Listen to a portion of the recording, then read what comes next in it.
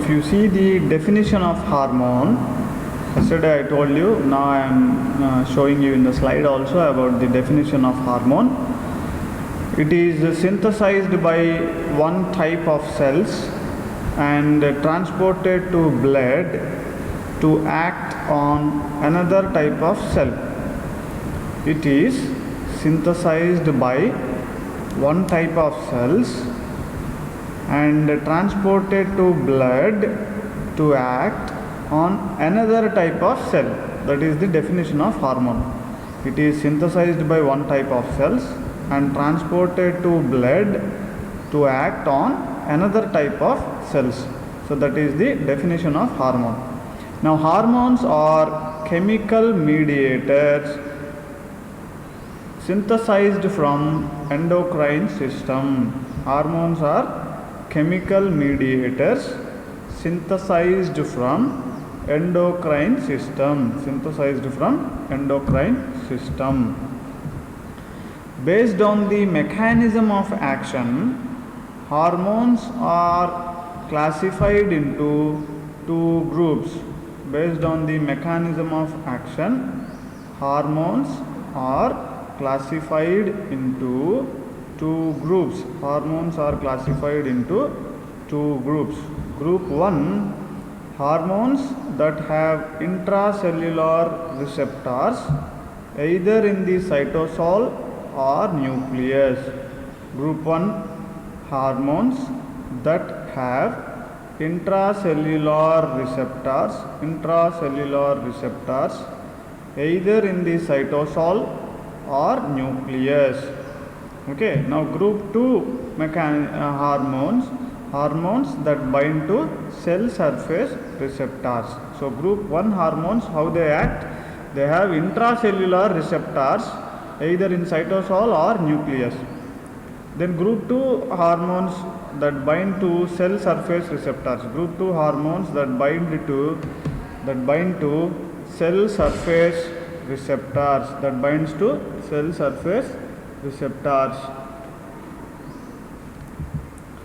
Now group 1 hormone mechanism of action we will see. Now hormones with intracellular receptors, they are called as group 1 hormones. So if you see group 1 hormones examples, we have androgen hormones like testosterone. Calcitriol is the active form of vitamin D. Estrogen, glucocorticoids, mineralocorticoids, progestins, retinoic acid, thyroid hormones.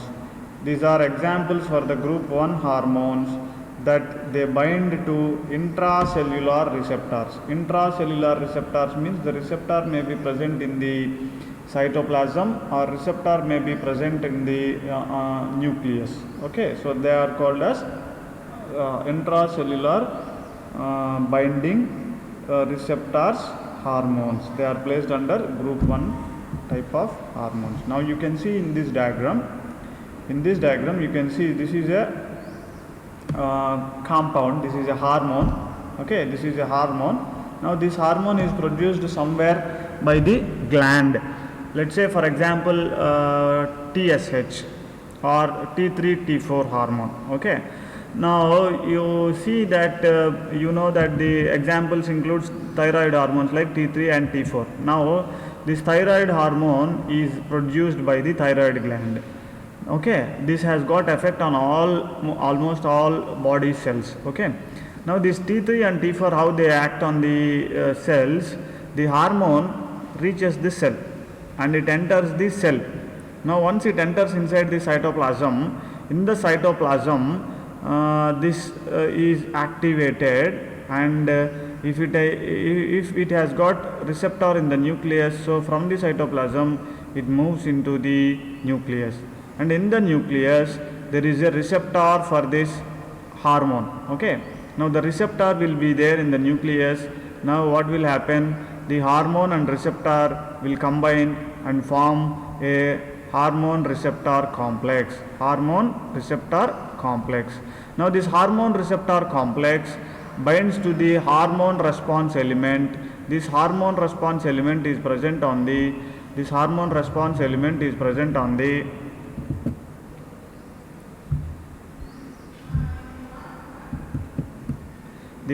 receptor element is present on the DNA. So this is a segment of gene.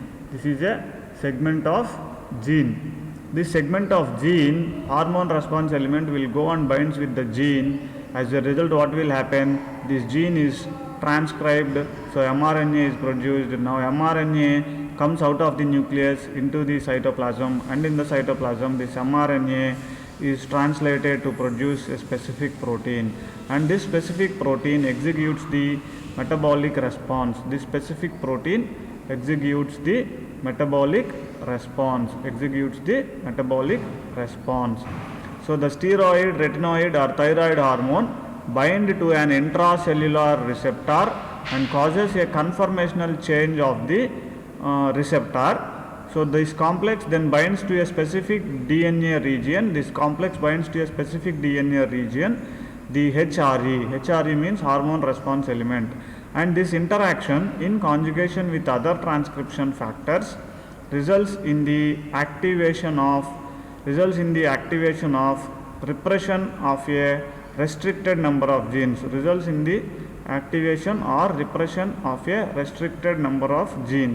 Okay. So results in the repression of a restricted number of genes. Okay, this is how the group 1 hormones, they act through intracellular receptors. So group 2 hormones, if you see, in this group, the hormone act as first messenger and initiate signal transduction at the plasma membrane, and after binding to the receptor through the second messenger. So what will happen in group 2 mechanism of hormones?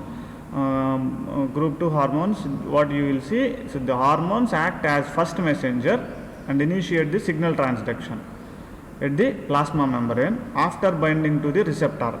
So then through the second receptor it will show its function. So second messengers are involved in group 2 mechanism of hormone action. The second messengers are cyclic AMP, cyclic GMP, calcium, phosphatidylinositol, tyrosine kinase are some examples for second messengers. So here there is a signal transduction through G protein in group 2 hormones. Okay, signal transduction takes place through G proteins. They are so named because they are bound to GTP. Since these proteins are binding to GTP, they are named as G proteins. Okay, so G protein is a membrane protein consisting of alpha, beta and gamma subunits. G protein is a membrane protein consisting of alpha, beta and gamma subunits. They take part in signal transduction mechanism. Okay. Inactive and active forms of G protein is shown here. Now GDP with alpha, beta, gamma plus GTP, what will happen? This becomes alpha GTP and beta gamma is released. So this is an inactive G protein, and active G protein is this. So active G protein is alpha GTP without beta and gamma subunits. Okay, the cholera toxin, if you see the cholera, we have given cholera toxin, the ADP ribosylation of alpha subunit takes place. The GTPase activity is inhibited by the cholera toxin, leading to irreversible activation of adenylyl cyclase. Okay, certain toxins also acts based on this mechanism. Now, so cyclic AMP mediated activation cascade is shown for group 2 type of hormones. Now in this, hormone is attached to the receptors, and this initiates the signal transduction that activates the cyclic AMP. Now cyclic AMP further activates protein kinase. Okay, now this protein kinase, what it will do, it may activate the enzymes of metabolisms from inactive state to active state, and once this enzyme is activated, now you can see here example is talked with respect to phosphorylase kinase. So inactive form phosphorylase kinase is an enzyme of glycogen metabolism. Now protein kinase acts on phosphorylates this dephosphorylated phosphorylase kinase enzyme, so it becomes active. Now once the phosphorylase kinase becomes active, it starts the glycogen phosphorylase B enzyme.